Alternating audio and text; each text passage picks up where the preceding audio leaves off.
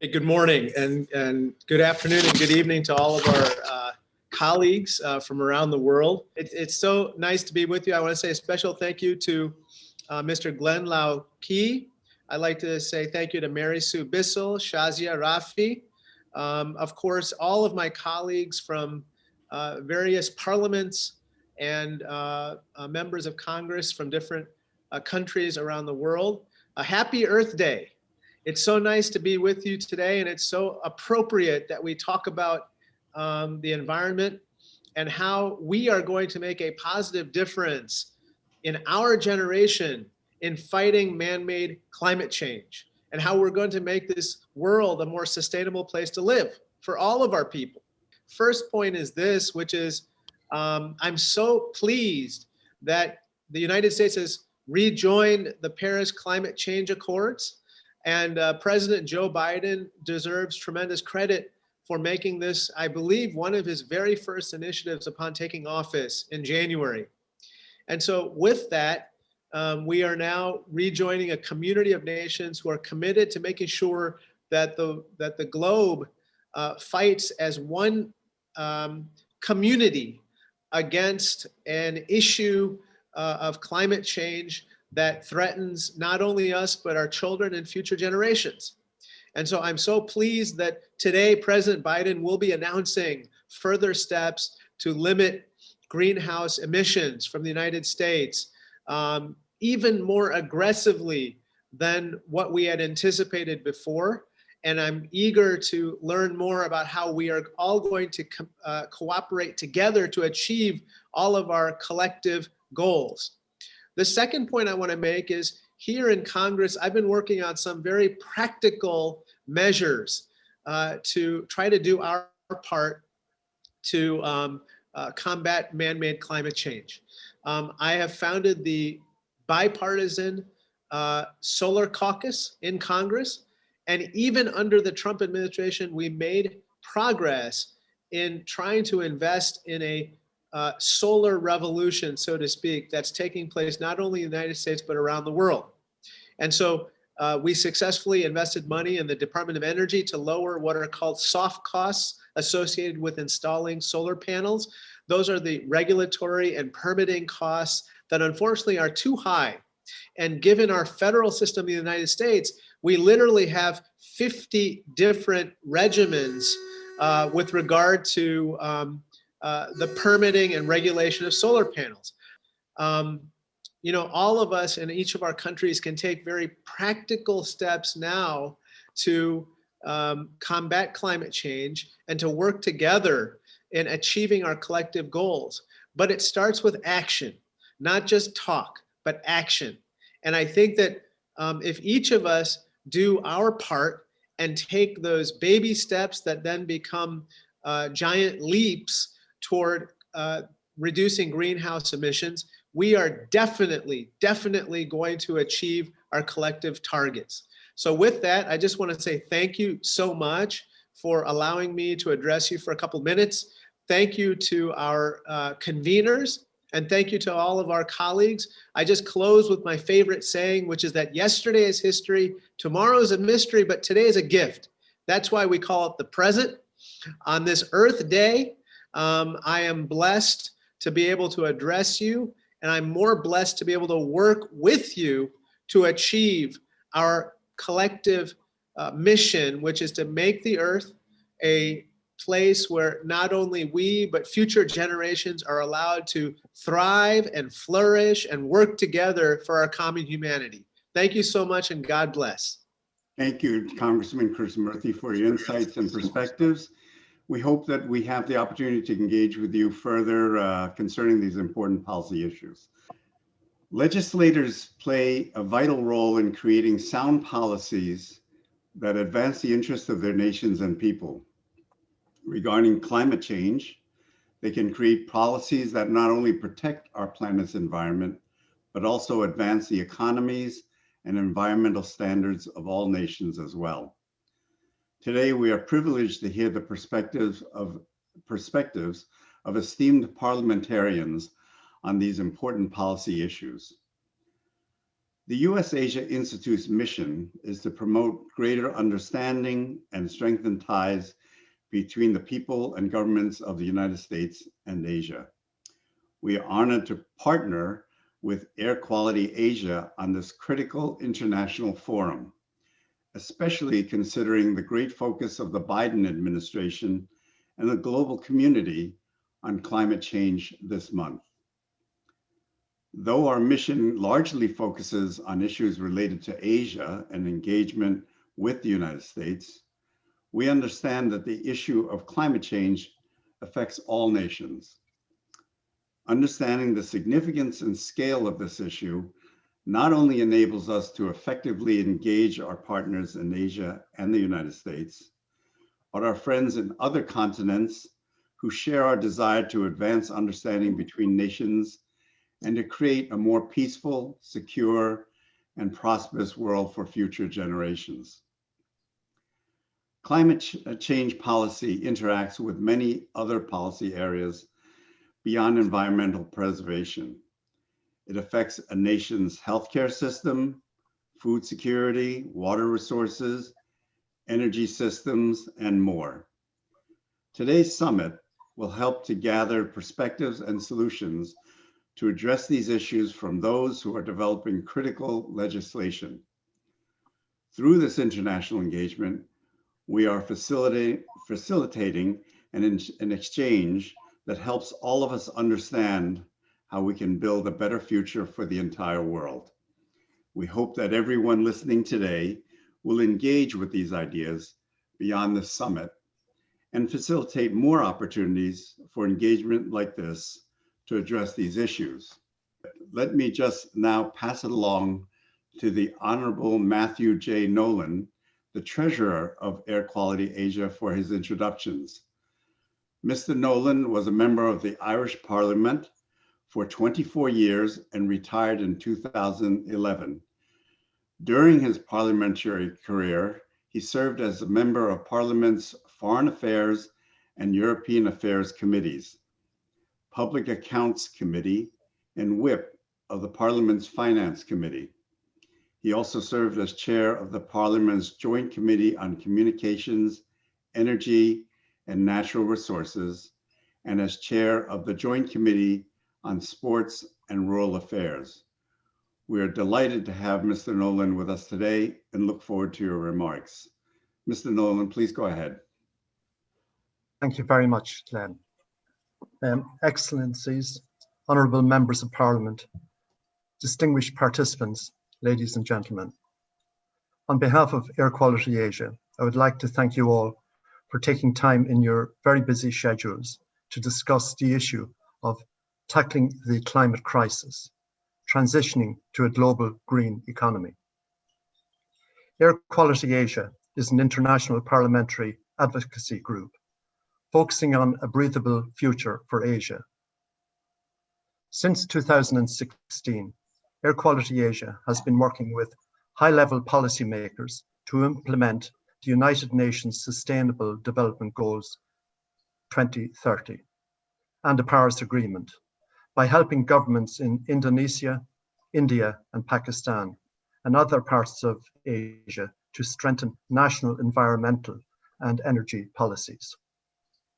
Today, AirQualityAsia is represented at our meeting by myself as Treasurer, Shazia Rafi as President, and board members, the Honourable Mercy Barens, MP, Indonesia, the Honourable Naveed Qamar, MP, Pakistan, the Honourable Satya Yudha, Widya, Senior Advisor to AirQualityAsia.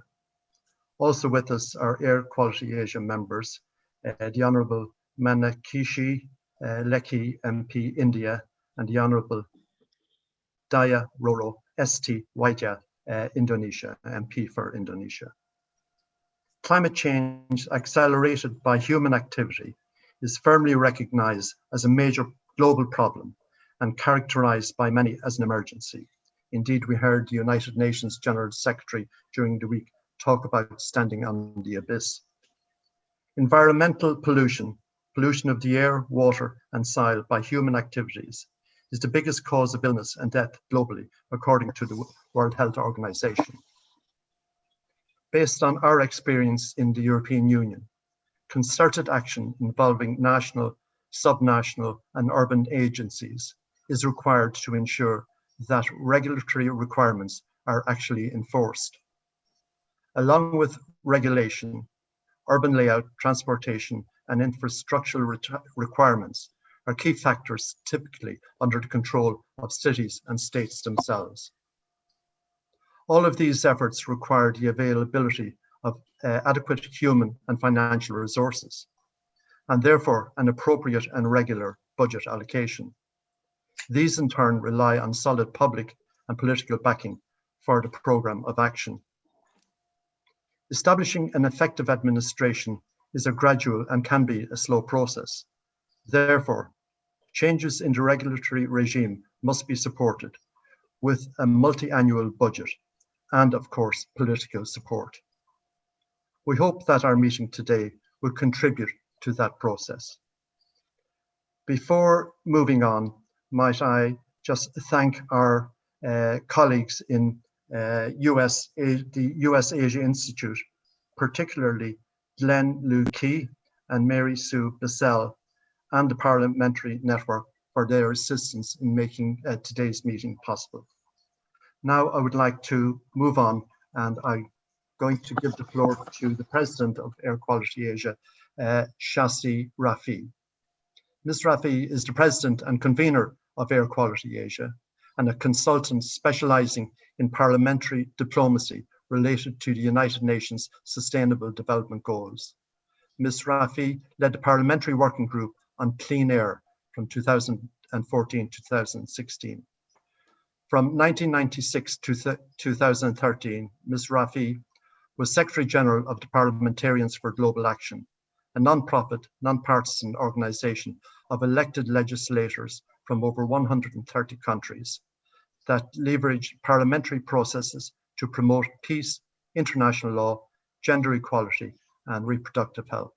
The floor is yours, Shazia.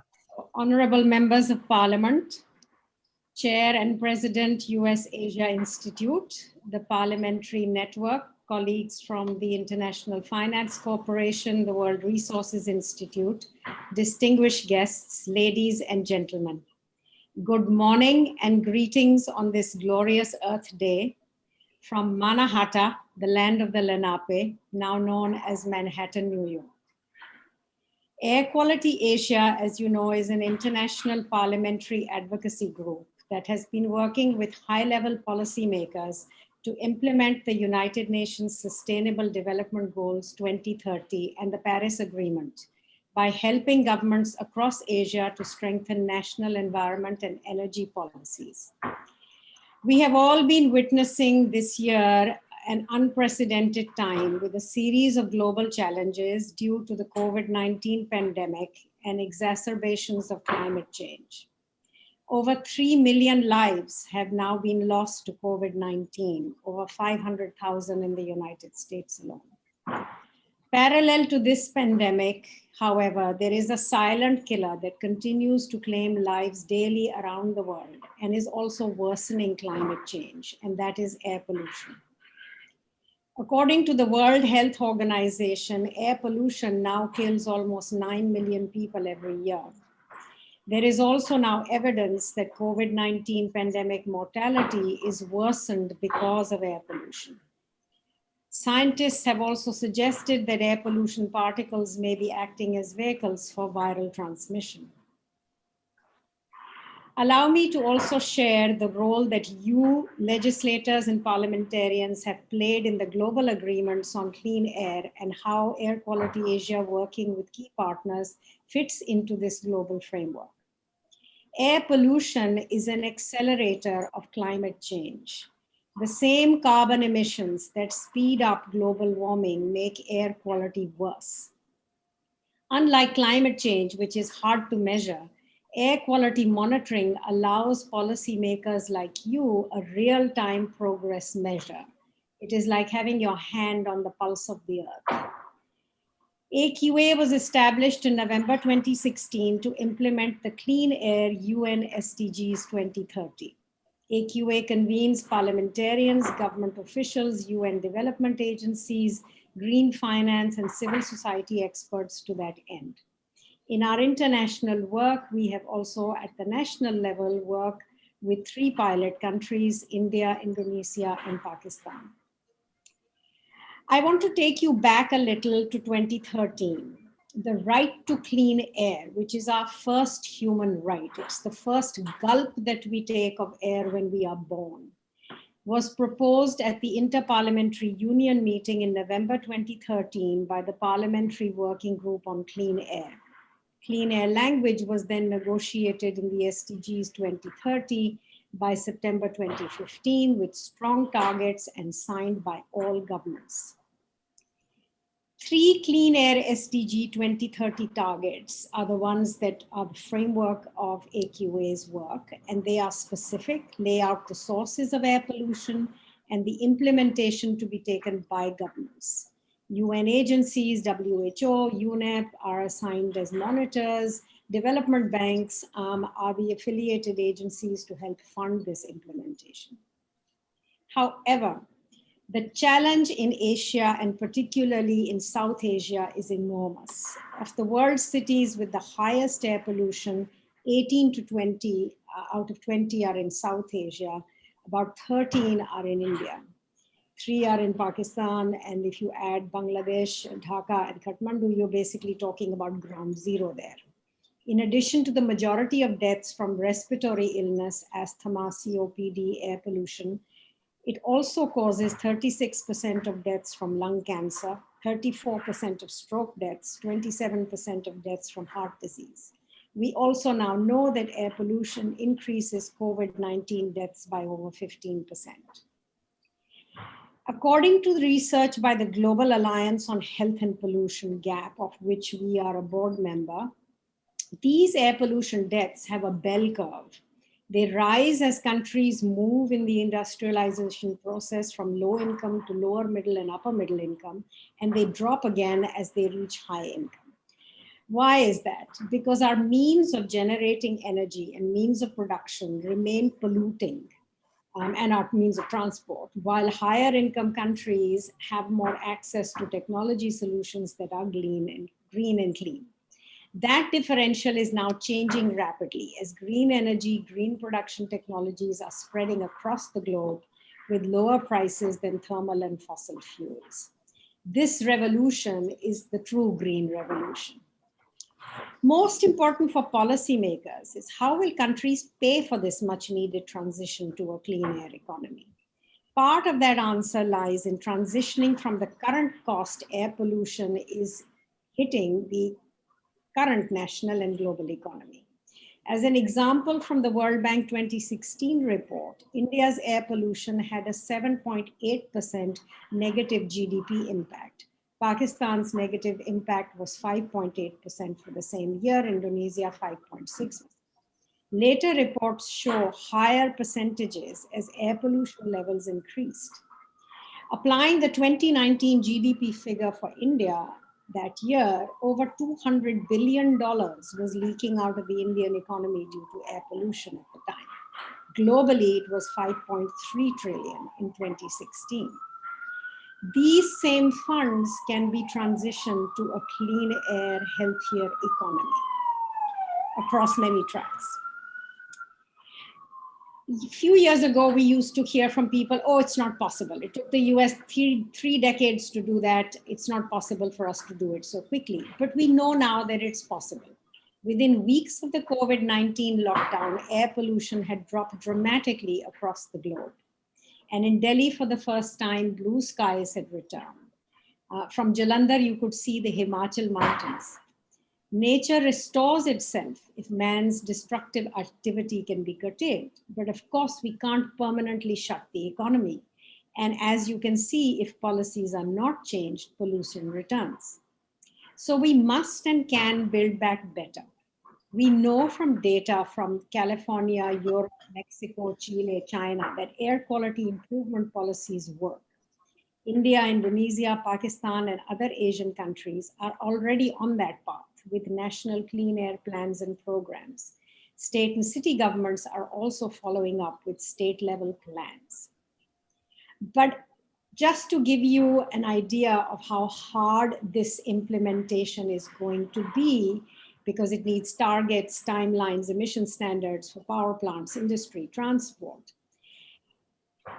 This is a clear visual of the soot that goes into our lungs, depending on which Euro level fuel is currently allowed on the roads or whether it's electric vehicles. There's no bottle for Euro 6 or for an electric vehicle because that's an empty bottle. So that is where we are all needing to move to.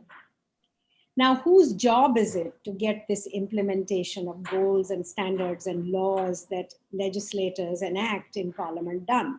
The bulk of the responsibility and the power to implement is with national and state governments working in coordination with city administration. Air has no boundaries, either within nations or across nations. It takes a little over 2 weeks for carbon emissions to get from the east coast of China to the coast of California. Legislators, federal and state, working with their government officials, are ideally suited to building this implementation framework within the state, interstate, and globally. Implementation in a democratic system, as you all know, as elected legislators in a growing economy, is more challenging. However, your important role as communicators is crucial to convince your constituents, your local industry magnates, your small business owners, and your farmers. Most crucial is your role in transitioning the national budgets towards a clean air economy. One measure are the allocations you make in your national budgets for monitoring and implementation to environment, climate change ministries and agencies. Because we can't stop monitoring even while we begin to ramp up in the right other areas. So for example, in India, in response to rising numbers of motions and questions in Parliament, the Speaker, Honourable Om Birla, held in November 2019, the first official debate on air pollution. Parliament's climate change budget was also supplemented with small air pollution allocations. The budget for new and renewable energy has already been increased by 10%. In Indonesia, the focus has also been on expanding the renewable energy front to help the country double its renewable energy to a target goal of a quarter of energy generation. In Pakistan, climate change was a new ministry in 2017, whose budget under the current government has rapidly increased with Parliament's support. So thank you for the work that you are doing and for your commitment to our right to clean air. We will move on then to Mr. Manish Bapna. He's the acting president and CEO of World Resources Institute, a global research organization that works to address the urgent sustainability challenges related to food, forests, water, climate, energy, cities, and the ocean. Before joining WRI in 2007, Mr. Bapna was the executive director of the nonprofit Bank Information Center. He also served as senior economist at the World Bank. So I'll hand over to you now, and thank you for your presentation, Mr. Bapna. Thank you very much. Good morning, good afternoon, good evening to everyone. It's a real pleasure to be with all of you today. So what I would like to talk to all of you today quite briefly is about the opportunity, the once in a generation opportunity about how we build back better, about whether or not the effort to reflate, to recover from this pandemic, which still rages quite deeply and insidiously in some countries around the world, whether the response to that is going to build back a world that both addresses the short-term urgent challenges that countries face today, but does so in a way that also aligns with the climate goals and the sustainable development goals more broadly. So first kind of really important point to note is that this has unprecedented in scale. The amount of resources that have been programmed in response to the pandemic has been at a scale that we have never seen in the history of humankind. However, it has been highly asymmetric. What this graph shows is that roughly 28% of GDP on average in advanced economies has been spent in terms of recovery stimulus spend. If you look at low-income developing countries, it's about 2%. So highly unfair in terms of the scale of resources that countries have. What we had seen so far is that much of the stimulus spend so far has not had a sustainability or environmental angle to it. Only about 30% of stimulus spend so far has been environmentally relevant. But that percent is increasing as we move from relief to recovery. But what we have seen so far is that most stimulus spending has been reinforcing business as usual infrastructure rather than low carbon, climate smart, resilient, pro-sustainability infrastructure. This is based on some analysis that Vivek Economics has done. But what is quite interesting, this shows whether or not stimulus spend is trending in a positive direction or negative direction when it comes to sustainability. And what you see with the green arrows, more countries are, as they shift from relief to recovery, integrating sustainability elements into their stimulus spend. So this is encouraging. We're nowhere where we need to be, but it is quite encouraging. Just to give one example, in the United States, President Biden has put forward a $2 trillion American jobs plan. It's a stimulus program. A very significant chunk of that, about $1 trillion, would be focused on issues that had a pro-climate, pro-sustainability lens. If that bill becomes passed, it would reflect a very significant shift in the US stimulus spend. Why are countries doing this? Why should they do it more effectively?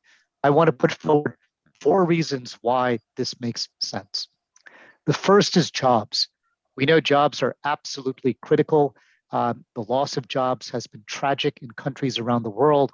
What this shows is that for $1 million, you can actually create more jobs in building efficiency, in solar, in urban transport infrastructure than you can in traditional, conventional fossil fuels. So first point, often investing in clean energy will create more jobs per dollar, per euro, per rupee than investing in coal and gas. The second argument is that green spending also tends to be much more powerful in terms of its effect in stimulating economic growth more broadly. This is a very interesting study that the IMF just released last month that shows that the economic multipliers of renewable energy or sustainable land use are 2 to 7 times larger than in fossil fuels or non-eco-friendly land use. So for the finance ministers, for planning ministers, for heads of state that are most concerned about how to reinvigorate economic growth, the IMF is making the argument that actually investing in these issues, investing in sustainability solutions, is economically more dynamic, will result in stronger economic growth. The third point I would make is that clean energy jobs tend to be more inclusive. In a good way, they are able to reach in rural areas, perhaps more widely than large centralized infrastructure projects as we have seen in the 20th century. They also tend to be more accessible for unskilled labor, which is a good thing to reach those that are most often left behind. I would just add that as this continues, we want to make sure that these jobs continue to be well paid, have benefits, and have strong labor standards. But they are able to be more inclusive often than traditional infrastructure jobs. And the fourth and final point is that if we don't make these shifts, that we are likely to not bend the curve on greenhouse gas emissions, we are not going to realize the Sustainable Development Goals. And we all, I think, recognize and appreciate the very significant impacts of unchecked climate change. This just shows you CO2 emissions over the past few years. And what is striking is even though the world shut down over the last 12 months, and we saw a decline in greenhouse or in CO2 emissions here by 6.2%, it's projected to return back to normal this year. So we need to see a structural shift in major economic systems if we are going to tackle the climate and sustainable development challenges. The reason these four arguments on jobs, on the economic multiplier for growth, on inclusion, and on reducing climate risk is so important today, why this conversation is so important today. So many countries are debating, deliberating on very important policy and financing packages that will have a very strong impact on the type and quality of growth, the development trajectory model that we take forward after this unbelievably tragic pandemic. This is just an example in the United States, in South Africa, in the EU, with the World Bank, about programs that are all designed as stimulus programs to help reflate economies. The shape, the color of these programs matter dramatically. So thank you very much for this opportunity. It is an incredibly important topic, and parliamentarians, legislators all around the world have such an invaluable role to play to make sure that as we try to reflate the economy, as we try to stimulate growth, we do so in ways that are inclusive and fair. We do so in ways that are green and sustainable. Thank you very much. It's a pleasure to be here with all of you. Thank you. Thank you very much, Mr. Bapna. I'm pleased to say that Mr. Pathak has now joined us. So I welcome you, Mr. Pathak, and I welcome you now to make your contribution. Thank you. Well, thank you so much, Mr. Loren, and thank you so much for having me. I think Mr. Bapna articulated some of the challenges that we're facing very well, and he's always a hard act to follow, but I'll try my best. Picking up from what he said, really, you know, when the stimulus packages came out initially about 15 to 17 months ago, one was getting quite concerned that this is just liquidity going into the market and essentially leading to asset price inflation, which has actually happened. But fortunately, I think as countries have realized that this is a longer term challenge, they have started to focus a lot more on integrating sustainability into these stimulus packages that they're coming out with. I'm not saying that we are there, but I think we are getting there, but clearly a lot more needs to be done. So let me just give you all the perspective from emerging markets, which is what we at IFC cover. So you know, when we look at green investment in the current global context, we're struggling to really first and foremost, you know, how do we tackle the pandemic? And in many countries, as we are seeing, we've still not seen the peak. So we've really got a long way to go. And corporates are really focused on how do we stay alive? How do we pay our salaries to our employees? How do we keep our factories running? But I think we've now started to see a lot of them look, and I'll just give some examples. Say the tourism sector, which has been very hard hit, occupancies are at an all-time low. So one thing that we've done is gone to some of these tourism companies and said, we are prepared to give you liquidity support, but over the medium term, you will need to start retrofitting your existing hotels and make them green. So what this we expect, and we are hoping to scale to roll this out on a much, much larger scale. We've done one deal in Thailand, but we're talking to at least 3 or 4 others. So what this will do is it will also create a new sort of new jobs in sectors that today there are no jobs. So specialists who understand green buildings, engineers, staff who can go and check them, auditors. So that entire ecosystem is, I think, what we are looking to develop. And this is a good time. Similarly, extending this more, and I'm focusing a lot on green buildings because that's an area where we think there's going to be a lot of growth going forward. Retail has been hard hit in many countries. Real estate has been hard hit in many countries. So can we really go back to these clients and start asking them to focusing on supporting them with liquidity, which is what they need first and foremost, but then helping them recover in a manner that's green and sustainable. Just by way of example, I think our green buildings tool, we've used it in emerging markets. We've invested almost $5 billion, and we're hoping to scale this up at least 2 to 3 times more in the next 3 to 5 years. But this also requires a lot of support from governments. You need to work with governments, which is what we're doing simultaneously, in terms of ensuring that they can adapt or evolve their standards and make them greener, at least, if nothing else. So an interesting thing that we did in India is we convened the Sustainable Housing Leadership Consortium with the CEOs of the top 5 property developers. So what I'm trying to get across here is that we need the governments, we need DFIs like ourselves, and we need the private sector to make it happen. Another area where I think we are seeing a lot of uptick, and I think it's all over the press now, is entire green finance space. So we're seeing a lot of it in developed countries. It's been a bit slow in terms of commercial banks and funds in emerging markets to pick up.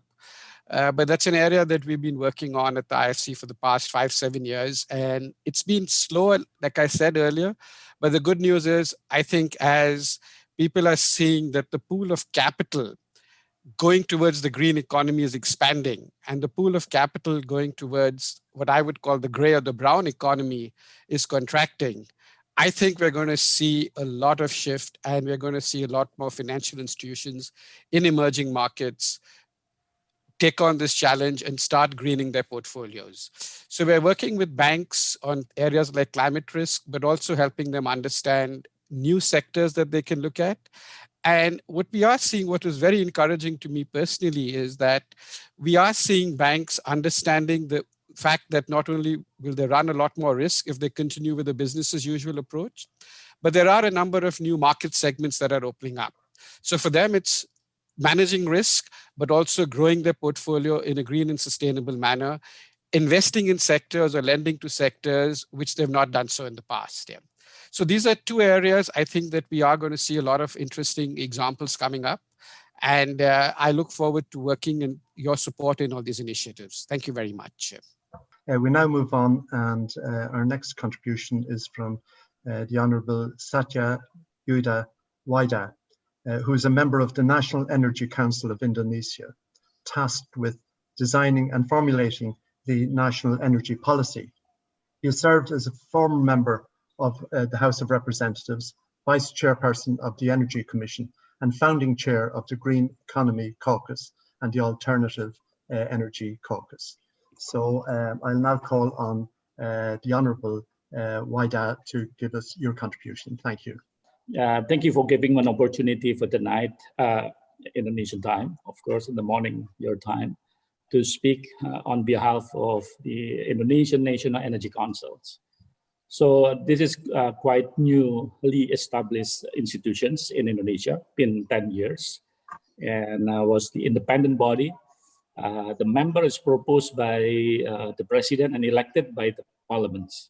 So we are consist of 18 members.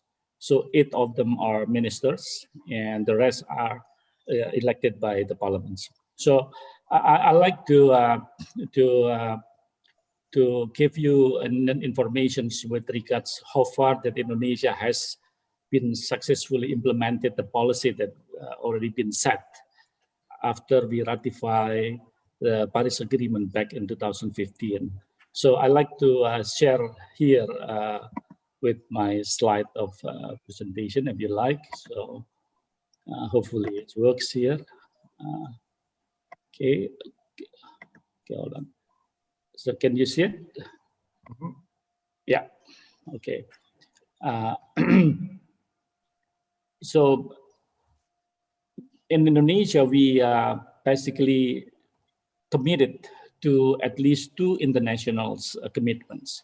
One is the implementation of the SDGs number 7 on the affordable and clean energy, and also SDGs number 13 However, on the other hand, we also ratified the Paris Agreement. So we put a target by 2030 to ensure that universal access to affordable, reliable, and modern energy services, increasing the the share of the renewables in the global energy mix. So up to 23% by 2025. And also we trying to reduce our emission to 29% by 2030. So there are two big commitments here.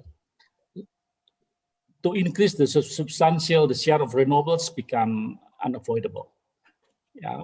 The way we try to do it is through the energy efficiency and also strengthen the international cooperations to facilitate the access to clean energy technology. And also the expand the infrastructure and also to improve the technology. If you look at the timeline here, you know that we are aiming by 2070 is going to be net zero emissions. It's a long way from now, but it is a plan that we are currently working on it. Whether this year is quite achievable or not. As you may know that in 2045, Indonesia has been reached to 100 years of Indonesian independence. So along the way, in 2020, we do what so-called the first nationally determined contributions, part of the Paris agreements, and we are moving toward the net zero emissions in the future. So that is like what I mentioned earlier. The commitment was raised and stated by Indonesian presidents. And as you may know that on the energy sectors, because of the national determined contribution consists of several sectors, including the energy sectors, land use and land use change forestry. And the energy sector itself can contribute around 38% of the emission reduction target. So I like to drill down a little bit on the energy sector rather than the other sectors because of my new role as the member of National Energy Councils is very much focused on the energy sectors. So reducing the greenhouse gas emission by around 314 until 398 million tons of CO2 by 2030. And I like to to show to you what happened today, because of if you see from this graph that the energy mix in 2020 is around 11.2%.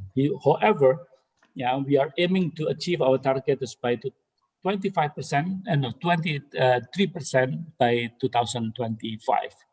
It is quite a long way to go in terms of the percentage. And also part of the Paris Agreement, part of the national determined contributions, we are targeting 28% in 2030. So those two numbers that we have to fulfill.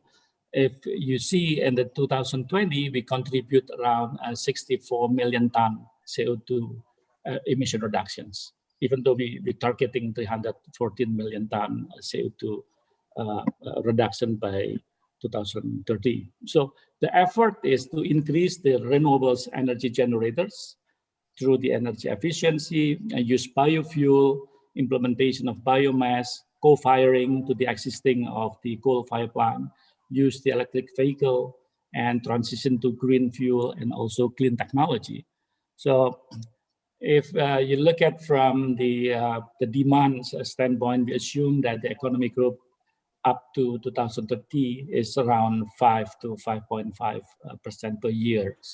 So those are Indonesian plan and also the realization as per 2020. So if you look at from the national energy management policy, at least there are three things that we're trying to elaborate here. One is the energy security, and the other one is national energy independence, and the third is quite important here is the energy sovereignty. And from those three, is actually Indonesia are able to meet with the energy security, because of in energy security there are 4 factors that has to be fulfilled. One is access to the infrastructure, security of supply, affordability, and also the environmentally friendly management. So why that kind of national energy security quite important? Because of the affordability, it has to come at the first place compared with the other requirements. So, the success or not success, the implementation of changing from fossil fuel to the renewables is based on the affordability of the people, where the government trying hard to fill the gap if the affordability has become an issue. So for the national energy independence, it's quite difficult to achieve in Indonesia because we are net oil importer, since 2009. So what we plan to do at the moment is how to fulfill this, to supply from many sources, from either from other country, and also utilize as much as possible our renewables energy. Energy sovereignty is basically driven by our constitution, where the government has implement what's so-called the ideology in managing the Indonesian natural resources, and where we are not following market economy as as a whole. So that's what's different between Indonesia and any other country in terms of the energy sovereignty. So, and we also changing the paradigms, the way we manage the energy at the moment. In the past, we used the energy as a commodity, but now we're trying to use the energy as a capital for the development, become one engine of growth. So we're optimizing the energy utilization through the national economic development, creation of the added value of the country, and also creating the employments. That is become norm of our energy policy at the moment. So if you look at from the consumptions on the gas, we like to end our export of gas, because Indonesia considered of the country who exported gas quite big, since 90s up to now. But we are going to end to export our gas and to fulfill the domestic demand by 2035. And coal, as you may know, that Indonesia is also a coal producer. We are the biggest coal exporters in the world. And if you look at the consumption is around 60% in 2019. So we like to end our export of coal by 2046. That's all those the policy that we like to implement, for now and also in the futures. If you look at from the national energy planning here, that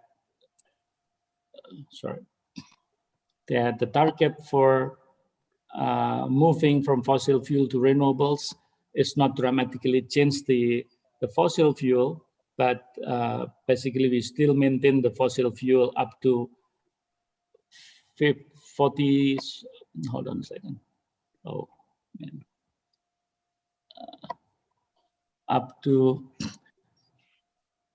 31% for the renewables, and for gas is 24%. So 55% basically cleaner energy, even though it's not renewable for all, but we combine between renewables and the natural gas. And here, if look at from the other part of the fossil, it's like coal, we aim to have a 20% of coal and 25% of crude just by 2050. So that is quite different with what the world's style to to the people to end the fossil fuel by 2030 or 2050 by IEA. So Indonesia has as a different plan, even though we're trying to move to be more cleaner energy than the previous one. I mean, than the target that we are aiming at the 2025. So that is the transitions what we are aiming for the future, by reducing the dirty fossil to become much cleaner, by implementing a lot of technology that we like to do, like gas utilizations compared with the crude oil for the domestic consumptions. So those are our policy in the future. So it means that it reduced the emission quite significantly. So by diversifying the energy sectors and utilization of the technology and also substitutions of the coal fire plant with the biomass. To do at the moment to co-firing for coal power plants as much as we can. And also we're trying to substitute using the gasoline to the natural gas and also with biofuel. From all those strategies that we like to implement, it contributes a lot in the emission reductions in the futures. So this is the scenario that we like to implement, and hopefully that Indonesia could reduce the emission like what we plan in the Paris Agreement as well as on the Sustainable Development Goal. I think those are my key messages, for the Indonesia at the moment. And I like to contribute later on in the question and answer if there is one. Thank you very much. Okay, our next speaker is the Honourable Loren Legarda, Deputy Speaker of the Philippines, Deputy Speaker of the House of Representatives. Prior to her election to the current position in May 2019, she was a three-term member of the Philippine Senate, where she chaired the committees on finance, foreign relations, and climate change. She has authored many laws aimed at improving the lives of Filipinos and promoting inclusive, sustainable, and resilient development. She is also current United Nations ISDR Global Champion for Resilience, United Nations FCCC National Adaptation Plan Champion, and Commissioner of the Global Commission on Adaptation, and the Climate Vulnerable Forum Ambassador for Parliaments. So, Honourable Lagarda, I invite you for your contribution. Thank you very much for that kind introduction, and good morning, good afternoon, good evening from the Philippines. Ms. Shazia Rafi, thank you very much for this kind invitation on Earth Day. It's been a long, productive, and inspiring day, and I've been learning from all your speeches and looking forward to the forum later on the panel. So warmest greetings as well to my fellow legislators and parliamentarians participating, as well as the US Asia Institute, of course, AirQualityAsia, and everyone in this webinar today, as we tackle the climate crisis and pushing for the transition to a global green economy. I look forward particularly to the panel discussion later, and I'm honored and happy to share insights and lessons from my own experience in the Philippines, where I've been working on these very important issues in Congress since my first term as senator in 1998. Legislators play an important role in setting the pace and in advancing climate policy, as well as in pushing for sustainable solutions to development problems. In my 3 6-year terms in the Philippine Senate, yes, I started very young. Just to give a quick rundown on the laws we have authored, we were able to legislate important climate and environmental laws: Clean Air Act, Ecological Solid Waste Management Act, the Clean Water Act, Renewable Energy Law, Climate Change Act, and the People's Survival Fund, which is the local adaptation fund in the Philippines. We also enacted the Environmental Education and Awareness Act, the National Disaster Risk Reduction and Management Act, the expanded National Integrated Protected Areas Systems Act, which legislated the protection and preservation of 107 important ecosystems, including open seas, coastal areas, wetlands and tropical forests, critical inner climate adaptation, and biodiversity conservation mechanisms. In my last term as senator, I chaired 3 Senate committees: Foreign Relations, Climate Change, and Finance. And in these capacities, I sponsored our concurrence in the ratification of the Paris Agreement, as well as recommended changes in our government's national budget to enhance adaptation and mitigation provisions in our government's annual budget. And now, as representative in the Lone District of the province of Antique in the House of Representatives, one of the bills we are prioritizing in the House of Representatives is a national ban on single-use plastics. As part of the whole suite of solutions we will need to address this problem, including establishing an extended producer's responsibility, improving waste management, incentivizing consumers, retailers, and manufacturers, exploring alternatives, and raising awareness and changing our behavior. Another bill I filed recently seeks to implement an ecosystem and natural accounting system. The proposed Philippine Ecosystem and Natural Capital Accounting System, or the PENCAS law of 2021. The bill we drafted adheres to the UN system of environmental economic accounting introduced in 2006, in which the UN has been continuously advancing with the adoption of the system of environmental economic accounting, ecosystem accounting, or the CEA, and its collaborative project with other organizations on natural capital accounting and ecosystems valuation ending this year. You know how conventional national income accounting works. Values of goods and services aggregated or produced in a country and formulated into development indicators, GNP, GDP, which then serve as measures of economic performance. Though these indicators are of course useful to a certain degree, they don't actually give us the full picture. They don't take into account the consumption benefits of products and amenities provided by the natural environment, waste disposal services, and pollution, which are part of marketed commodities but are not valuated and reflected in income accounting. By accounting for natural capital, policymakers would be able to make more responsive and effective laws because we would be able to get a better sense of both environmental and non-environmental economic inputs. Doing so would allow us to live within our means to avoid biodiversity loss and ecosystems decline and destruction, and pursue sustainable development that will tackle the climate crisis. After all, we cannot protect what we cannot see, what we don't know, and we can't manage what we can't measure.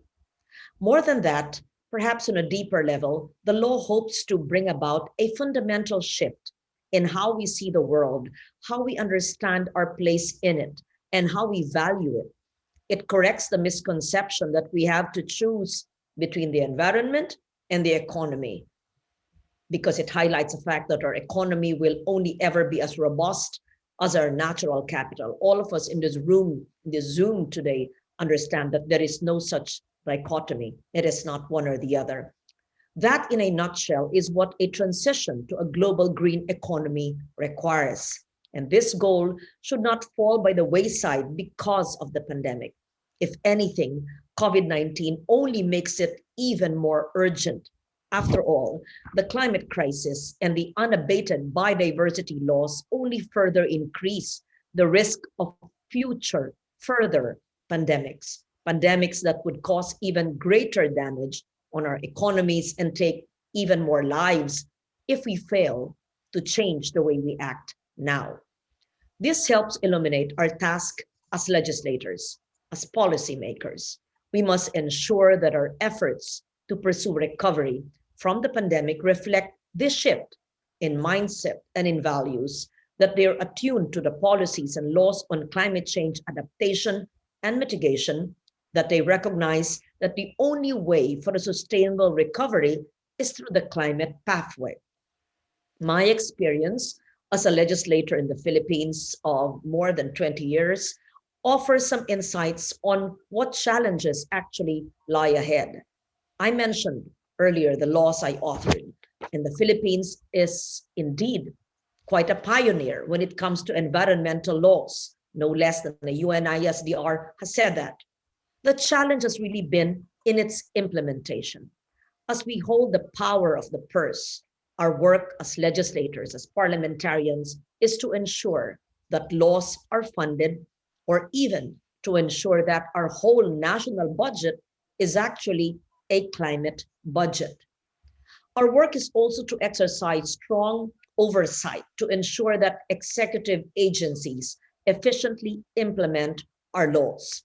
Our work is to ensure that our people actually understand our laws, utilize them, and benefit from them, and that the laws we enact make full use of their everyday knowledge, especially indigenous knowledge for countries who have indigenous peoples. Because like I always say, climate action is always local.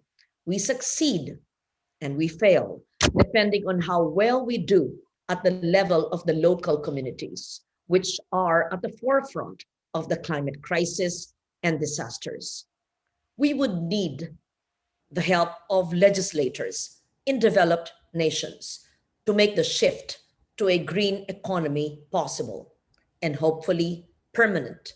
Because the painful truth is, while the Philippines remains an insignificant emitter of greenhouse gases, 1/3 of 1% only, we are among the most affected by climate change, just like our neighbor Indonesia, a country that is at the same time located in the Asia Pacific, as we know, the most vulnerable region in the world. The shift to a green economy is a matter of life or death for us, but we cannot achieve that alone. This is something we hope to talk about more in COP26 in November. The conference should be an opportunity to bring back global focus and regain more momentum in the pursuit of the Paris goals to limit global warming to 1.5 degrees Celsius. The conference has to emphasize the climate crisis as an even bigger threat than COVID-19. We need to make up for the long delays and lost time on our global pace on climate action because of the pandemic. And we hope that COP26 zeroes in on the opportunity to pursue ambitious climate action as we promote sustainable pandemic recovery. In line with this, we hope that COP26 will also emphasize the provision of climate finance, technologies, and capacity development support for developing countries in keeping with the principles of climate justice and our common but differentiated responsibilities and capabilities towards achieving the Paris Agreement's goals. Our nationally determined contribution pledges significant cuts to our greenhouse gas emissions in pursuit of these goals. Our NDC conveys a 75% GHG emission reduction and avoidance by 2030, which is a more ambitious target than our initial NDC or INDC of 70% submitted 5 years ago. Broken down, 72.29% of this, of course, is conditional on the support of climate finance, technologies, and capacity building from developed countries, while 2.71% is unconditional. The target, yes, is quite ambitious. It's also transformational, but it will only be achieved if we're able to pull together different industries, sectors, and communities across the country in pursuit of our goals, and only if we get enough support from developed countries, which have historically cost or contributed the most to the climate crisis.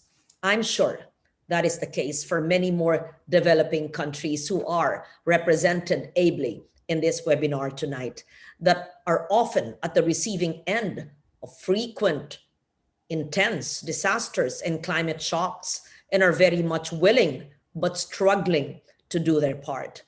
We are now at a very critical crossroad as fellow legislators in my neighboring countries and eco advocates, environmental warriors. I know we are all preoccupied with helping our own people survive this pandemic. But at the same time, we are also painfully aware that just up ahead is a bigger and perhaps even deadlier threat. Indeed, while we recall 2020 as a year that brought us COVID-19, we're also well aware that it's virtually tied to 2016 as the warmest year on record ever. We have to bring our discussions today to other global and national climate conferences and fora, most especially COP26 in November. We have to lead the shift to a global green economy by pulling together industries, communities, stakeholders, and even governments and countries, nations, knowing what we need is a whole of society, a whole of government, and indeed a whole of planet approach. I look forward not just to hearing your insights and experiences in our discussions tonight, but to working with all of you towards a safer, healthier, greener, and more sustainable world for all of us. I hope that all of us keep safe. We have to stay alive for the sake of our planet. Thank you. Our next speaker is the Honourable Manish Lekhi MP from India. Have we got everyone still? We have, yes. The Honourable Lekhi is a Member of Parliament from New Delhi Parliamentary Constituency. She is also a lawyer in the Supreme Court of India. In 2016, she was appointed as Chairperson of the Committee on Privileges of Lok Sabha in Parliament. And in 2019, she was appointed as Chairperson of the Parliamentary Committee on Public Undertakings. Honourable Lekhi, the floor is yours. Thank you very much, Honourable Moitti and everyone else here on the screen, and those who are connected to us for today's interaction. India is home to about 1.35 billion people and about 1/6 of humanity. And we are the fifth largest economy currently and growing rapidly. Despite this, India is one of the lowest per capita carbon emission countries amongst G20 at 0.19 tons per capita. And so far as vulnerability to climate change is concerned, and very rightly pointed out by my previous speakers that we are all together in this game. It's the same thing as COVID has shown, that no country is beyond vulnerability and nobody is more or better placed than other countries. We are an outlier in the sense that it's not the only country which stuck to its commitment, given the challenging times to tackle climate change. And we are the only ones who amongst G20 country is on its way to achieving nationally declared commitment under Paris Agreement. And we remained in the top 10 in climate change performance index for the second consecutive year. And the index is released not by my government, but New Climate Institute, which is a German watch and climate action network. And moreover, even as the country was in the midst of strictest lockdowns last year, we transitioned to BS6 standards from April 1st, 2020. Under BS6 standards, there is a reduction of emissions of particulate matter by an average of about 73%. And it has reduced emissions of nitrates and hydrocarbons when compared to older norms. So when it comes to Paris Agreement, we had committed to reduce the emission intensity of GDP by 33% to 35% by 2030, below 2005 levels. And as of 2014, we have already reduced our emission of the GDP by 21%. From renewable energy resources, the consumption of energy, non-fossil fuel sources, as a percentage of total energy installed capacity is 37%, 92% of the target of 2030, and fourth or fifth global position when it comes to wind or solar power deployment, respectively. And capacity installed of renewable has been increasing consistently. So when it comes to energy efficiency, decades due to economic growth, we expected certain changes, and according to IEA, India has managed a reduction of 15% of annual energy demand and 300 million tons of carbon dioxide emissions over the period of 2000 to 2018. The amount of energy saved during this year, 2018 and 19, translated into savings of about 89,122 crores, and in terms of US dollars, it's about 1,200 US, 1,236 US dollars for the country. I can go on talking about National Electric Mobility Mission and NAPPC, which is a National Action Plan on Climate Change in 2008 to tackle climate change. And even in agriculture, PM Kusum is a scheme where farmers are incentivized to set up solar panels in their farmland. And by 2022, this scheme is expected to add 25,000 megawatt of solar energy. The government of India has also various schemes from CAMPA, which is National Mission on Afforestation Program on the Namami Gange Basin. So ISA, that is installation of solar energy, CDRI, was announced by the Prime Minister Modi only in 2019, UN Climate Action Summit. And country stands together when it comes to fighting the climate change challenge. Thank you very much, Jai Hind. Thank you, Honourable Lau, for your very thoughtful contribution. I want to introduce the Honourable Cedric Thomas Frolick, who's an MP from South Africa. He is current chair of the House and serves on the committees of Oversight and ICT in the National Assembly of South Africa. He's a member of the Regional Executive Committee of the ANC for the Nelson Mandela region, and also served as a member of the ANC National Executive Committee Task Team in the Eastern Cape. He represents the South African Parliament on the Interparliamentary Union United Nations Advisory Group. So I'll hand over to you, Honourable Frolick, for your contribution.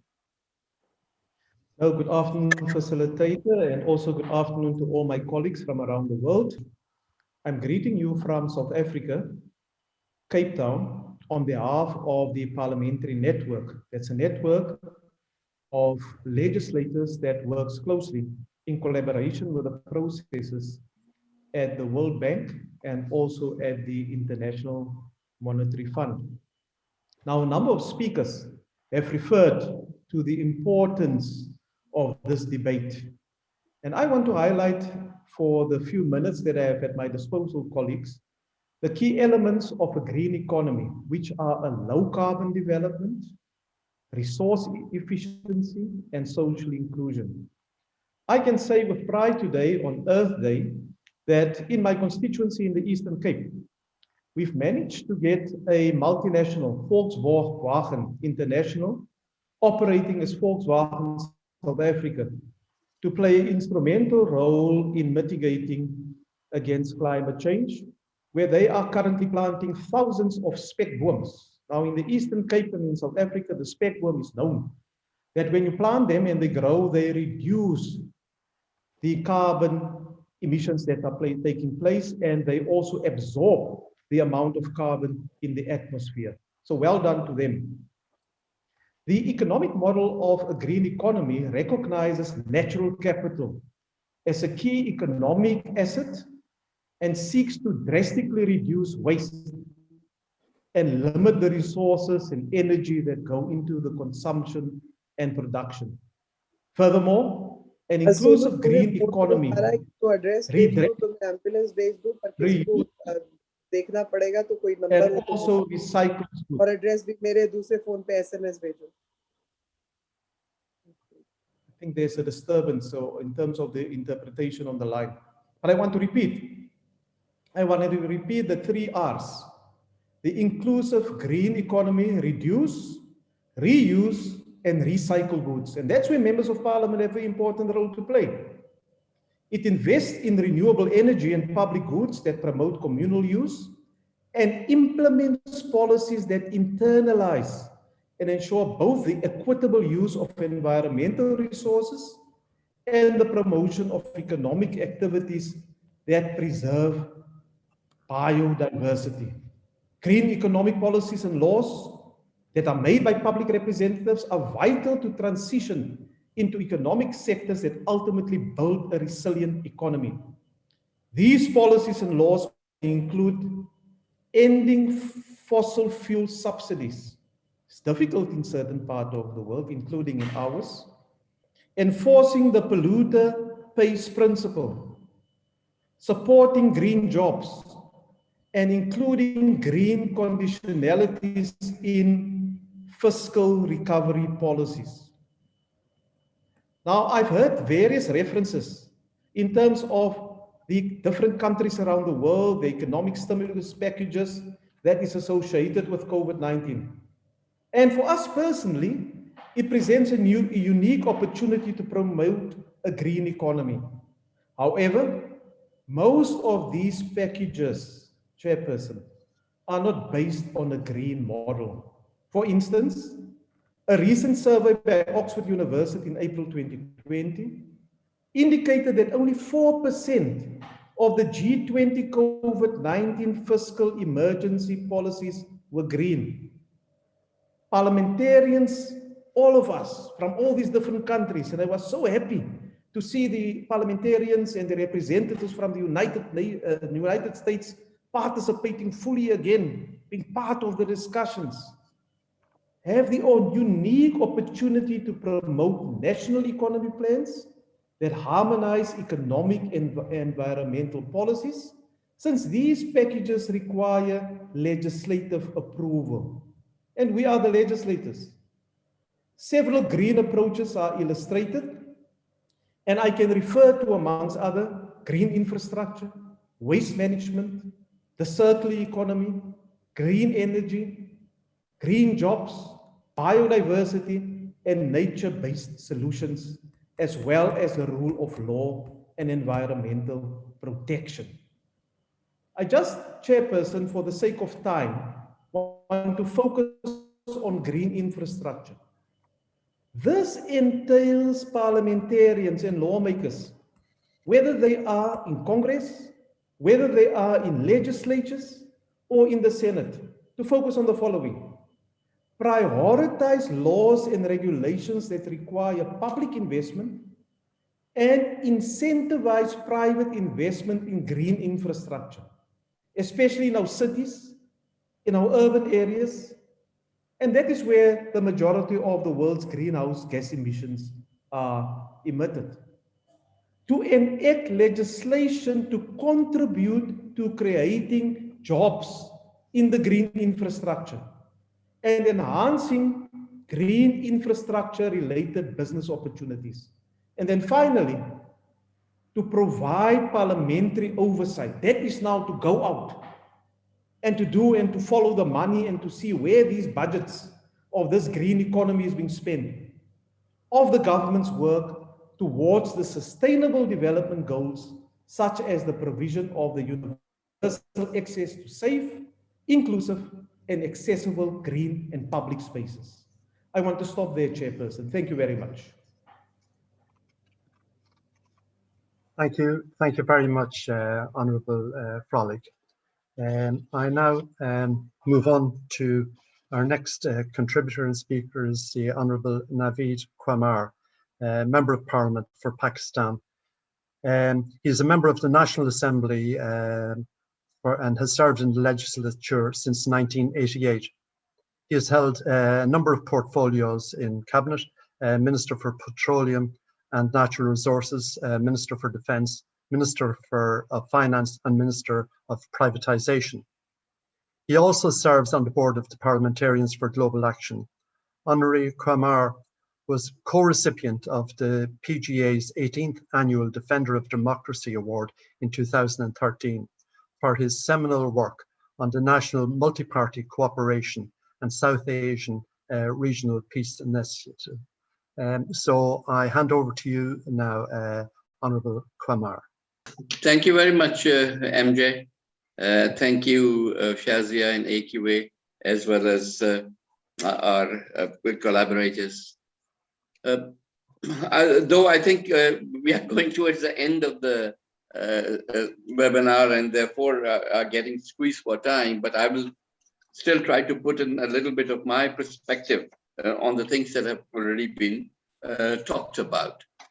Now, Pakistan is another one of those countries that are hugely affected by the current climate change. We're sitting at the foothill of Himalayas that have always fed this part of the world through the river Indus, which is really the lifeline on which Pakistan, its agriculture, and therefore its livelihood depends on, has with time become increasingly dangerous because we go through years of floods or droughts in a very harsh manner. We could get displaced, like in 2010, we had a flood where the water covered areas larger than the entire UK, for example. And the devastation that left took years to recover from. We are at the very low end of the net contributors to the carbon emission. For example, Pakistan's total coal-fired energy or electricity generation is well under 5%. And on the other end, while we started out with a lot of furnace oil, all the new plants are being either gas-fired, which is domestically produced, or imported, as well as being complemented with renewable energy, particularly wind and solar. And of course, the mainstay of our electricity generation has always been hydro generation, with large hydro generation, which is now being supplemented with small hydro, also in micro hydro. But ultimately, we as members of the international community have to start looking at things beyond national boundaries. Some of the issues that I wanted to touch also on was things like air quality measures, because air quality is something which, as was shown by Shazia earlier, this whole South Asian region is amongst the worst affected in terms of air quality. And yet a lot of these pollutants don't stop at national boundaries.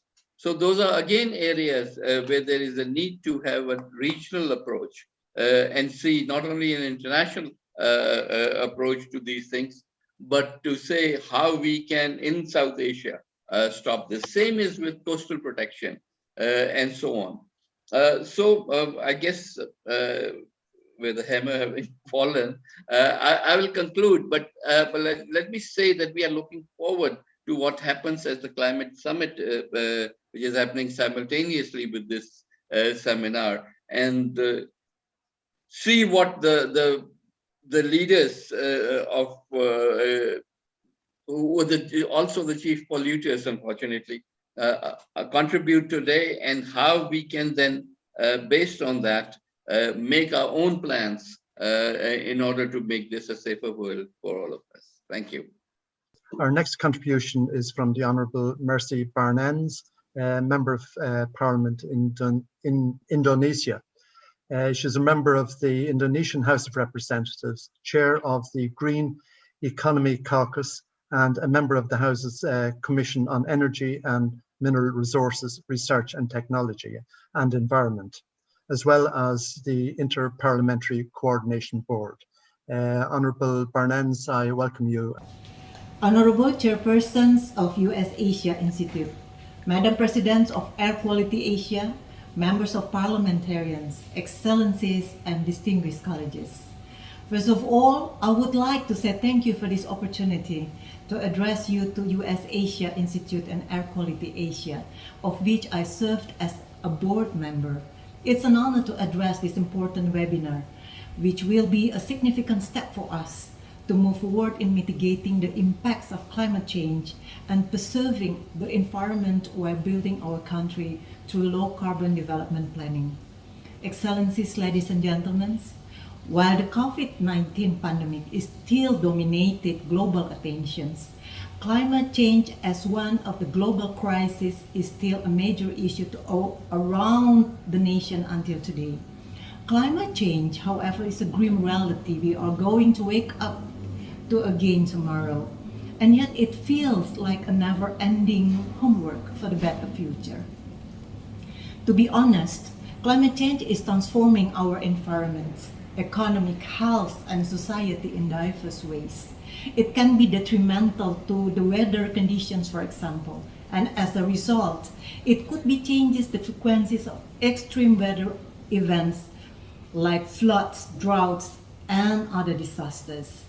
For instance, in Indonesia, according to the National Disasters Management Agency, there have been 763 disasters until March 2021.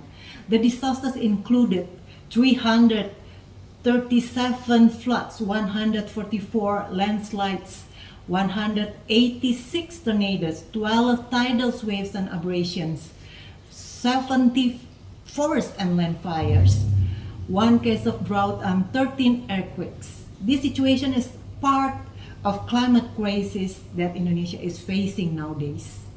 Excellencies, ladies and gentlemen, in order to tackling the climate crisis, therefore, all countries in the world, included Indonesia, must be responsible and should play a significant role to protect our environment through green policy making, increase the critical awareness and substantive participation among multi-stakeholders to achieve the eco-social justice in sustainable development process.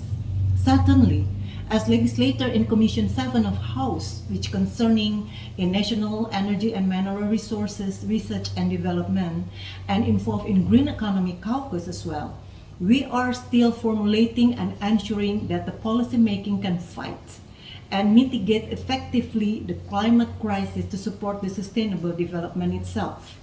As an example, today the Renewable Energy Bill is one of the green legislation products have become a priority list in the National Legislation Program, which submitted by Commission 7 in this year. Therefore, the Commission 7 targets that Renewable Energy Bill can be completely discussed with the government by end of this year. In order to achieve the goal, Commission 7 is still consistent and continuously hold effective discussion and consultation with various multi-stakeholders, such as private sectors, universities, NGO, journalists, and many others, to continue to deepen the materials and substances that is more comprehensive and to get their various perspectives of issues related to the Renewable Energy Bill.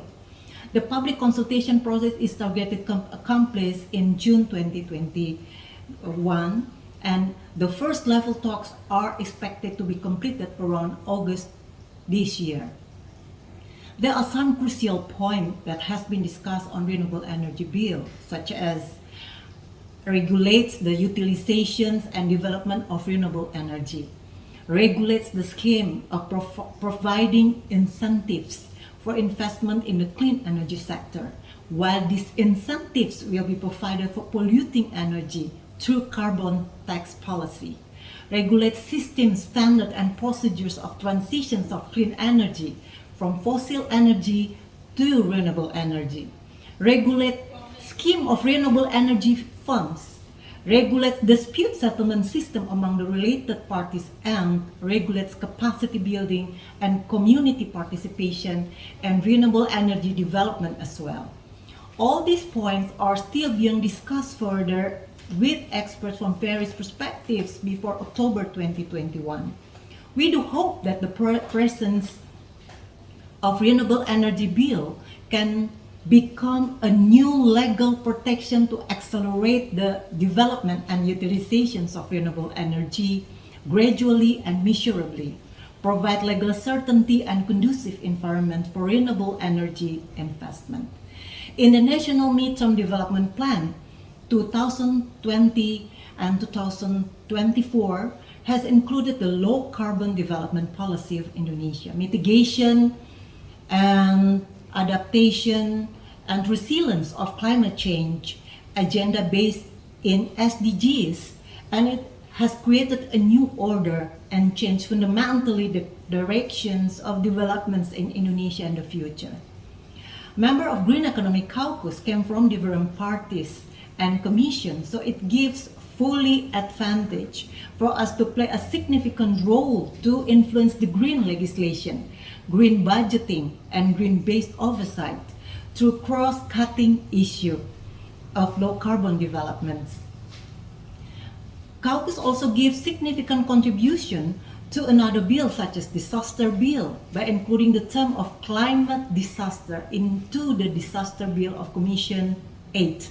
Actively in Commission 4 to ensure the content of National Resources Conservation Bill, which is currently discussed and give the huge impact to tackling climate crisis as well. Caucus is still running open public discussion through various approaches such as seminar or webinar, FDGs, public consultation, public campaign through social media, etc., with multi-stakeholders to engage extra-parliamentarians' movement and perspectives into the parliamentary mechanism and produce policy making of climate change eventually to be more inclusively. Excellency, ladies and gentlemen, until 2020, Indonesia stood at 11.5% of renewable energy in national energy mix, while the targets to achieve the share of renewable energy in the national energy mix is 23% by 2025. This policy combined with Indonesia's commitment in NDC of Paris Agreement to reduce emissions to 29% with national efforts or 41% with global support by 2030. We do hope that it can be a dynamic platform policy of renewable energy and environment technology as well. So Green Economic Caucus still keep moving forward. Thank you very much. Our next contributor is the Honourable Senator Nelly Taza. She is Vice Chairperson of the Moroccan Senate, as well as Vice Chairperson of the Moroccan Association of the Private Sector, CGEM. She is a communications specialist who founded A3 Group in 1992 and is founder in 1998 of the emblematic music festival. So the floor is yours, Senator, and thank you. Thank you. Thank you for the invitation, ladies and gentlemen, honorable members of parliament. It is my pleasure and honor to be invited to be part of this conversation today. And I would like to thank the US Asian Institute and AirQualityAsia for their invitation, and also the Parliamentary Network on the World Bank and the IMF for giving us opportunities of interaction. I've been a member of this network for a few years since I'm a member of parliament. The Kingdom of Morocco began a national debate about the future of energy, resulting in a fundamental policy redesigning a goal that renewables would produce 42% of the country's power by 2020. This target has now been raised to 52% by 2030. In 2011, the new constitution voted by the Moroccan population has given constitutional value to sustainable development. In other words, development in its economic aspect will have to be considered by the states in the broader framework of human and sustainable development, taking into account the environmental aspect at all levels. And in 2014, we adopted a framework law, which is a national charter for the environment and sustainable development. I think only 58 countries in the world today have such a framework law. And one of the latest main decisions that have been made in the country that I want to highlight, that highlights the determination of Morocco and to go forward in such a strategy, is the creation of, in the current government, of a ministry dedicated to the green economy. So yes, Morocco aims to decarbonize the economic activity. It has also a national water strategy, a waste management strategy, and it is a well-known country. It is a pioneer country in renewable energies with solid wind and solar investments. We have today 7 solar power plants and 9 wind power plants. We had an ambition to reach a target by 2020 of 6,000 megawatts per hour, and we have reached today 4,000 megawatts.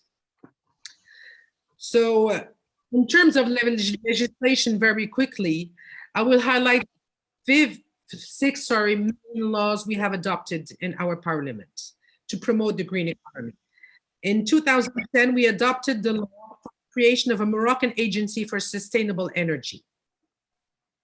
We voted also a renewable energy law that allows the private sector to invest in renewable energy projects and to sell energy. This is an activity that was until recently an exclusivity of the public sector, and now the private sector can invest in this sector also. We have a law on energy efficiency to support the national strategy and install energy efficiency standards in all sectors of the economy, for example, in the building and construction sector, but also we have introduced import standards, and for example, for the imports of electric vehicles, and we have tax incentives and so on.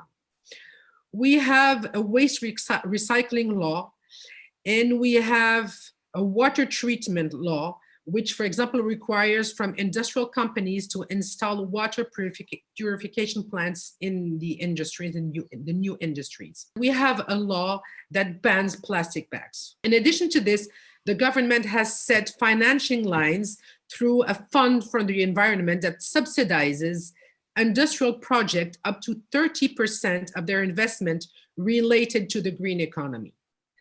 So Morocco also had the support of the World Bank through the Clean Technology Fund for the development of its solar program, which is a very ambitious program. So I wish to close by saying that with only 1.15% of the world emissions, Morocco has been ranked 5th country by the MIT Green Future Index 2021.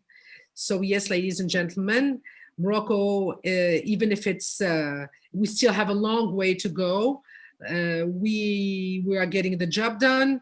And as Mr. John Kerry said, no one nation does this alone. And it is fortunate that the time is back, that we share again the urgency to tackle climate change and to protect our planet through an economic development based on solidarity and responsibility. And I thank you for listening and look forward for more collaboration and discussion. Thank you.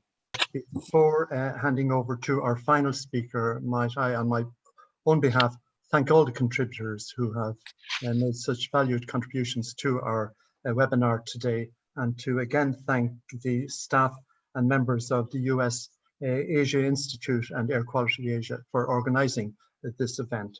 Our final and concluding speaker today is the Honourable Daya Roro St. Widya Putri, a member of AirQualityAsia and the youngest member of the Indonesian House of Representatives.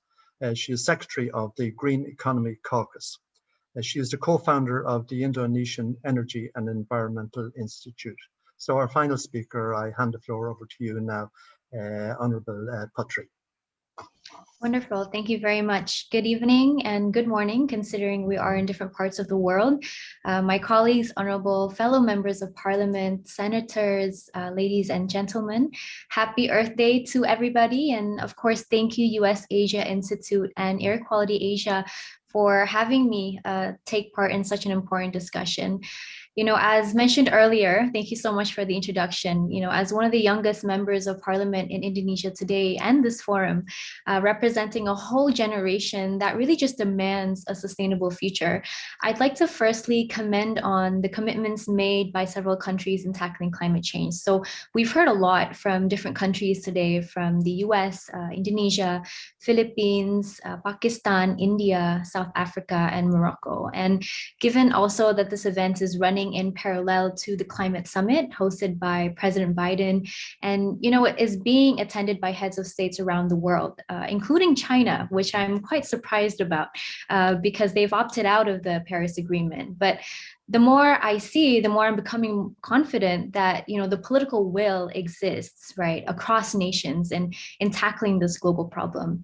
And we've heard today the importance of reducing greenhouse gas emissions as a way of abiding the Paris Agreement, and of course in creating a sustainable future for all. And that involves improving our air quality as well. And earlier there's some of you have mentioned the importance of energy transition by optimizing on renewable energy and moving away from fossil fuels. We've also heard about making sure budgets are allocated in realizing the SDGs, to even banning single-use plastics, which I fully support, and I hope our country can effectively do the same, considering that certain cities, including Bali, have enacted this law. And to even ensuring that there is a rise in green public spaces. So really just integrating green urban planning to our cities. We recognize that policies are currently in place, which is the good news, but the most important thing by this point, in my opinion, is to really just act on them, right? To continuously monitor and evaluate how these policies are being implemented. And as a member of Commission 7 of the Indonesian Parliament, alongside my colleague, Mrs. Mercy, we are really just determined in pushing through the renewable bill, right? Renewable energy bill, with the hopes of reaching our 23% target by 2025. And all in all, I truly believe that we all have a very important part to play. We've been entrusted by our constituents. I myself represent 2 million people and a country of 270 million people. And we all respectively each have, our fair share of constituents. And they've entrusted us to fight for what's needed. And I think we should continue in using this power for the greater good of the people. And so with that being said, let's join hands virtually in ensuring that we can achieve our targets together. And I also hope that we can rise above the pandemic that we are currently faced with. Thank you very much.